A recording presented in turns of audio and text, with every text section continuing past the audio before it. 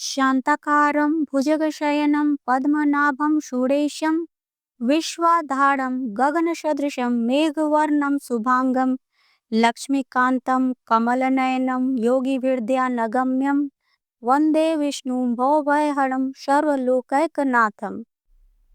जय श्री हरि विष्णु। आप सभी का आपके अपने चैनल में बहुत बहुत स्वागत है। भगवान श्री हरि विष्णु और माता लक्ष्मी की कृपा आप और आपके समस्त परिवार पर सदा सर्वदा बनी रहे। आज मैं आपके समक्ष कामदा एकादशी की कथा लेकर प्रस्तुत हुई हूँ। सनातन धर्म में प्रत्येक एकादशी का विशेष महत्व होता है। एकादशी का व्रत भगवान श्री हरि विष्णु को समर्पित होता है। हिंदू पंचांग के अनुसार चैत्र माह के शुक्ल पक्ष की एकादशी तिथि को कामदा एकादशी के नाम से जाना जाता है।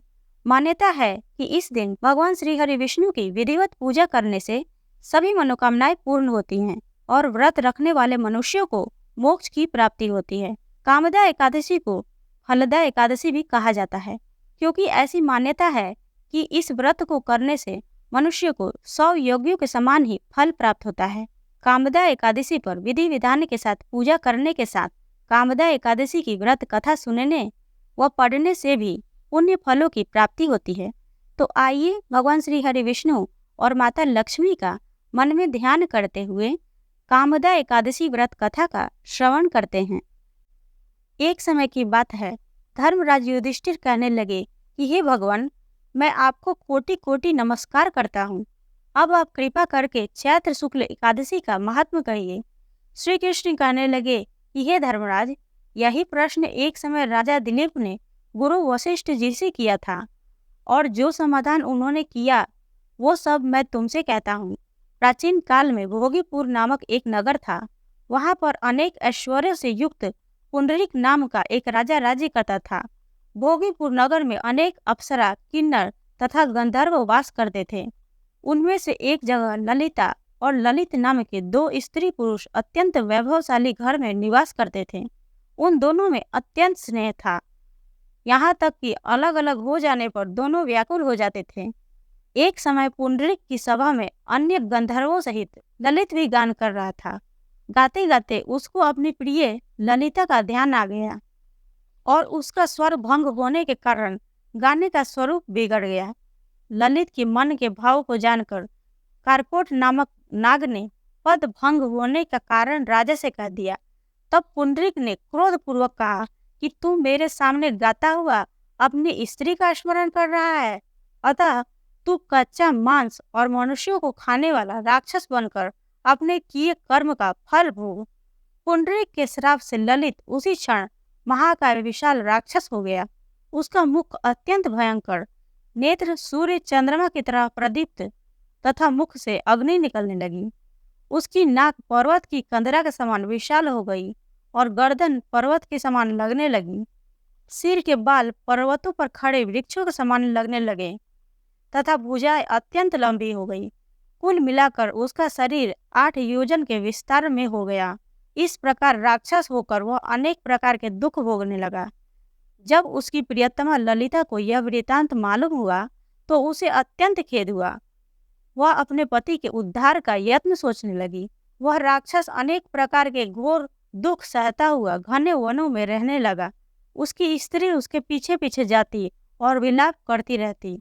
एक बार ललिता अपने पति के पीछे घूमती घूमती विंध्याचल पर्वत पर पहुंच गई, जहां पर श्रृंगी ऋषि का आश्रम था। ललिता शीघ्र ही श्रृंगी ऋषि के आश्रम में गई और वहां जाकर विनीत भाव से प्रार्थना करने लगी। उसे देखकर श्रृंगी ऋषि बोले कि हे सुभगे, तुम कौन हो और यहाँ किस लिए आई हो? ललिता बोली कि हे मुने, मेरा नाम ललिता है। मेरा पति राजा पुंडरीक के श्राप से विशालकाय राक्षस हो गया। इसका मुझको महान दुख है। उसके उद्धार का कोई उपाय बतलाइए। श्रृंगी ऋषि बोले, हे गंधर्व कन्या, अब चैत्र शुक्ल एकादशी आने वाली है, जिसका नाम कामदा एकादशी है। इसका व्रत करने से मनुष्य के सब कार्य सिद्ध होते हैं। यदि तुम कामदा एकादशी का व्रत कर उसके पुण्य का फल अपने पति को दे दो तो वह शीघ्र ही राक्षस योनि से मुक्त हो जाएगा और राजा का श्राप भी अवश्य में शांत हो जाएगा। मुनि के ऐसे वचन सुनकर ललिता ने चैत्र शुक्ल एकादशी आने पर उसका व्रत किया और द्वादशी को ब्राह्मणों के सामने अपने व्रत का फल अपने पति को देती हुई भगवान से इस प्रकार प्रार्थना करने लगी, हे प्रभु, मैंने जो यह व्रत किया है इसका फल मेरे पति देव को प्राप्त हो जाए, जिससे वह राक्षस योनि से मुक्त हो जाए। एकादशी का फल देते ही उसका पति राक्षस योनि से मुक्त होकर अपने पुराने स्वरूप को प्राप्त हुआ। फिर अनेक सुंदर वस्त्र आभूषणों से युक्त होकर ललिता के साथ विहार करने लगा। उसके पश्चात वे दोनों विमान पर बैठकर स्वर्ग लोक को चले गए। वशिष्ठ मुनि कहने लगे कि हे राजन, इस व्रत को विधि पूर्वक करने से समस्त पाप नाश हो जाते हैं तथा राक्षस आदि की योनि भी छूट जाती है। संसार में इसके बराबर कोई और दूसरा व्रत नहीं। इसकी कथा पढ़ने या सुनने से वाजपेयी यज्ञ का फल प्राप्त होता है। इस प्रकार कामदा एकादशी व्रत की कथा पूर्ण हुई। प्रेम से बोलिए भगवान श्री हरि विष्णु की जय, माता लक्ष्मी की जय। और अब आप सुनेंगे एकादशी माता की कथा। एकादशी का व्रत एकादशी माता की कथा सुने बिना अधूरा माना जाता है, इसलिए पूरे श्रद्धा भाव के साथ एकादशी माता की कथा भी जरूर सुननी चाहिए। एकादशी माता की कथा के अनुसार मुर नाम का एक दैत्य था। रावण और कंस की तरह वह भी बड़ा आतंक मचाता था। स्वर्ग में देवों सहित सभी को पीड़ा देता था। सब लोग उससे रक्षा मांगकर श्रीमन नारायण के शरण में गए। भगवान ने कहा, मैं उसे संभालता हूँ, चिंता मत करो। भगवान मुर के साथ युद्ध करने लगे, लेकिन अपनी सारी शारीरिक शक्ति लगाकर भी भगवान कुछ नहीं कर सके। भगवान को युद्ध के मैदान से पलायन करना पड़ा। वे हिमालय की एक गुफा में छिप गए। मुर भी उनका पीछा करते हुए वहां पहुंच गया। भगवान ने ध्यान करना शुरू किया और उनके मन से एक शक्ति उत्पन्न की, उनकी मानसिक शक्ति। इस शक्ति ने बाहर आकर मुर को अपनी तलवार से मार डाला।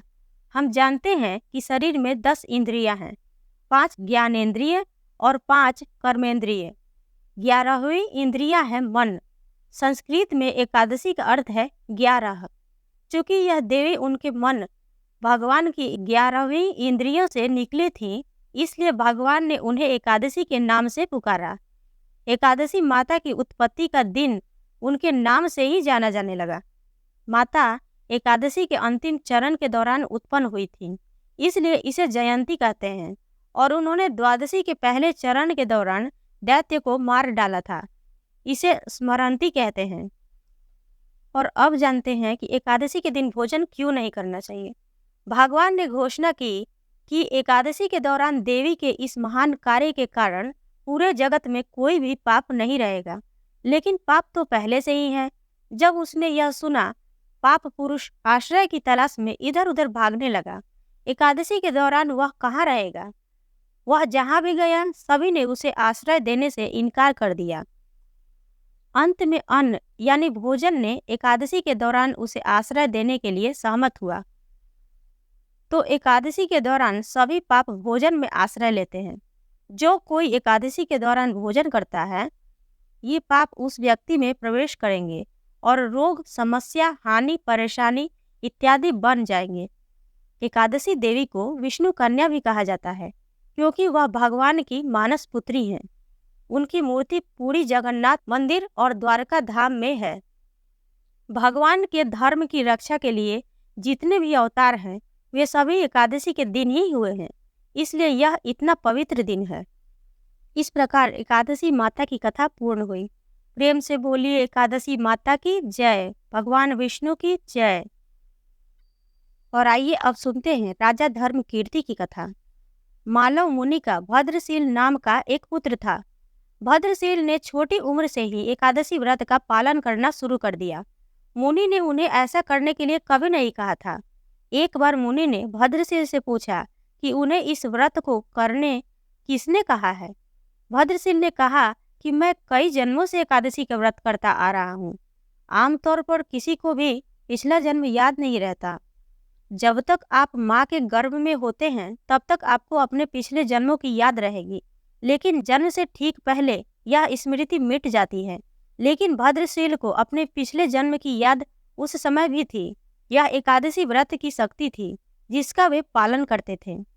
वे एक पूर्व जन्म में धर्म कीर्ति नामक राजा थे। धर्म कीर्ति बहुत क्रूर था, उसे कोई पसंद नहीं करता था। ऐसा कोई पाप नहीं था जो उसने नहीं किया हो। एक बार वह अपने सैनिकों के साथ शिकार पर गया। उसने एक हिरण को देखा और अपने सैनिकों को उस हिरण को चारों ओर से घेरने के लिए कहा।